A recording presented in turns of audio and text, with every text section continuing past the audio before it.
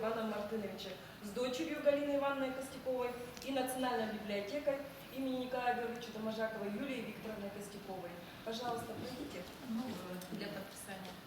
Проходите, то есть, что это значит, этот лицензионный договор? Да? Мы получаем уникальное право, библиотека, оцифровать все произведения Ивана Мартыновича и положить в доступ, бесплатный доступ для всех читателей Хакасии, для всех читателей России и для всех, кто интересуется творчеством Ивана Мартыновича, нашей историей хакасов, кто мы такие, для всех посетителей мирового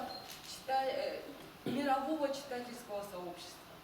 Понятно, да, объяснила?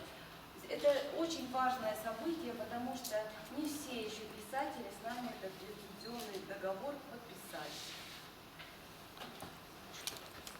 Спасибо, Галина Ивановна, Валерий Иванович, Сергей Иванович, всем вашим огромное.